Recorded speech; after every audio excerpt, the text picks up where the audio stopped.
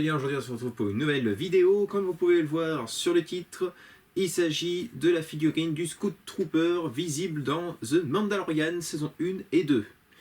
Personnage également visible dans Le Retour du Jedi, notamment pendant la bataille de Endor. Le Scout Trooper est l'un de mes troopers préférés de la saga Star Wars. Je trouve que son design comment dire, pas très rassurant. Le casque ressemble à celui de Scream. Je trouve qu'il y a une petite ressemblance. Ça faisait un petit moment que je voulais un Scout Trooper dans ma collection.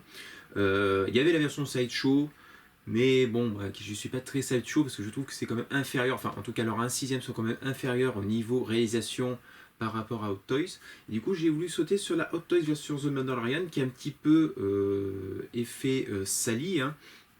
Ouais, voilà, un petit peu damaged, on va dire, si on peut dire ça comme ça. Donc j'ai voulu sauter sur l'occasion, mais quand j'ai précommandé cette figurine, quelques mois après, Hot Toys nous a annoncé la sortie de la version Endor, voilà, donc de la version Retour du Jedi, avec cette fois-ci une tenue beaucoup plus clean, hein, parce que voilà, c'était l'âge d'or de l'Empire, et également la sortie du Speederbike, version marron et non blanche, comme la version The Mandalorian. Donc, pour le moment, je pense garder cette figurine jusqu'à la sortie de la prochaine, que je précommanderai bien entendu. Je vais précommander peut-être avec le Speederback du coup, parce que vu qu'il est marron, ben, ça ira bien avec mon petit duo de Endor. Les amis, j'arrête de bavarder et on passe tout de suite donc au packaging. Le packaging reprend toujours le même code visuel, à savoir le fond noir avec deux trapèzes gris et le visuel du personnage. Bon, ça change pas comme d'habitude de Star Wars pour chez Hot Toys. On a la petite banderole à l'effigie de The Mandalorian. Donc voilà, le code couleur marron qui tire un peu sur l'orange pour The Mandalorian. Et comme d'habitude, hein, sur le dessus et le dessous, on a marqué Star Wars en gros et les crédits de réalisation ainsi que les warnings habituels. La boîte donc s'ouvre comme ceci, voilà, comme une boîte à chaussures. Et vous avez donc un visuel assez sympathique du Scout Trooper avec le motojet ou le Speederback, vous appelez ça comme vous voulez. Voilà, et ce qui nous intéresse à l'intérieur, bien sûr, c'est la figurine que vous allez voir tout de suite. Et voici donc le Scout Trooper, version plus Mandalorian.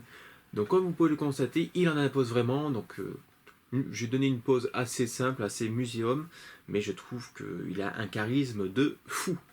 Donc on a des impacts comme vous pouvez le constater, on a quelques petites salissures hein, parce que voilà, c'est l'Empire est fini et l'armée de l'Empire est un peu en désuétude hein, depuis. Donc voilà, elle se laisse un petit peu aller on va dire. Et puis ça se passe également dans une planète sableuse, donc forcément pour avoir une tenue propre et nickel, c'est compliqué. Donc je suis pas du tout déçu de mon achat et comme je vous l'ai dit, je vais commander également la version Endor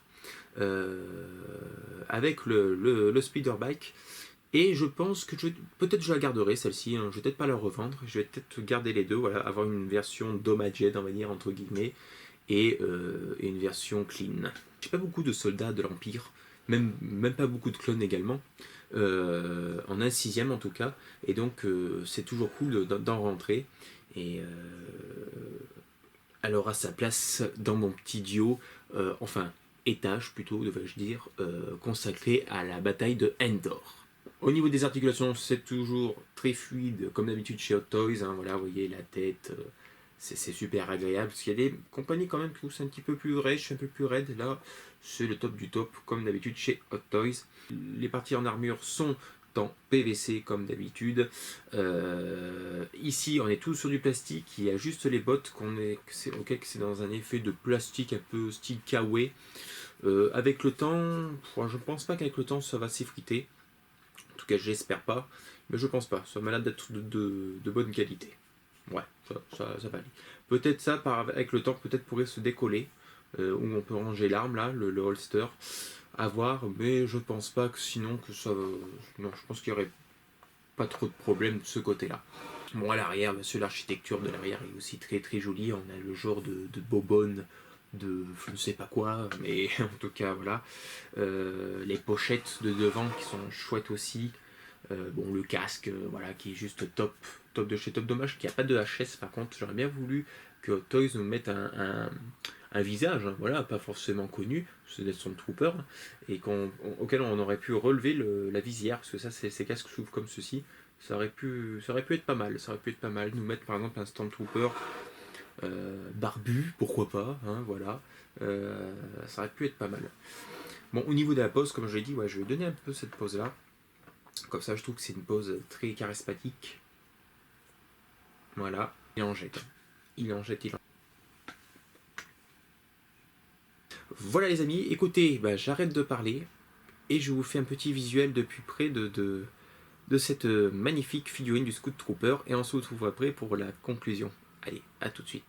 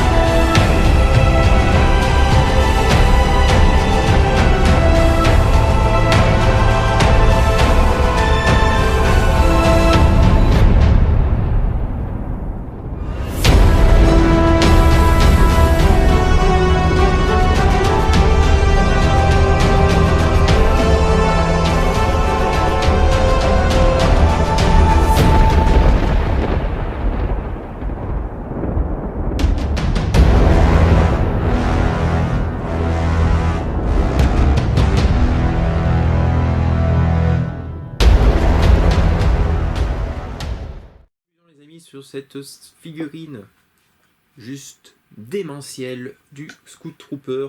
Au niveau de la réalisation, qu'est-ce qu'on peut dire? Eh ben, c'est un sans faute pour moi, hein. C'est top, il n'y a rien à dire. L'effet weathering, salissure, tout ça est très très bien géré. On a vraiment quelque chose de très qualitatif sur le rendu. Niveau articulation, là aussi c'est le top de chez top. Après on a l'habitude chez Hot Toys d'avoir des articulations au top. Accessoires c'est assez pauvre par contre, mais après qu'est-ce que vous lui donnez en plus? Il existe en version avec le Spider Bike qui tourne dans les 500 €, qui est pas mal aussi, mais bon je préfère la version Endor quand même, parce que comme vous le savez j'évite de collectionner trop les séries ou spin-off de la saga Star Wars pour pas trop m'écarter. Je préfère vraiment rester sur la trilogie originale et la prélogie, c'est tout. Pas de posto, ne me parlez pas de ça. Voilà, donc comme je vous l'ai dit, un sans faute. Si je devais attribuer une note pour cette figurine, c'est un 10 sur 10. Hein. Après voilà, c'est assez facile, il n'y a pas de sculpt, donc forcément, pour Hot Toys, c'est assez facile de réaliser ce genre de figurine. Voilà les amis, j'espère que cette figurine vous aura plu, ainsi que la vidéo. En tout cas, moi, je suis satisfait à 100% de cette figurine. Je ne sais pas vous, dites-le moi d'ailleurs en commentaire, ça m'intéresse d'avoir votre avis. Est-ce que vous avez cette figurine, ou est-ce que vous allez vous l'acheter, ou est-ce que vous attendez la version Endor, qui va être pas mal aussi. N'hésitez pas à mettre un gros pouce bleu vers le haut, hein. Ça coûte pas grand chose, hein. Voilà, c'est gratuit, et ça me permet d'être mieux référencé sur YouTube, de balancer votre commentaire comme je vous l'ai dit tout à l'heure.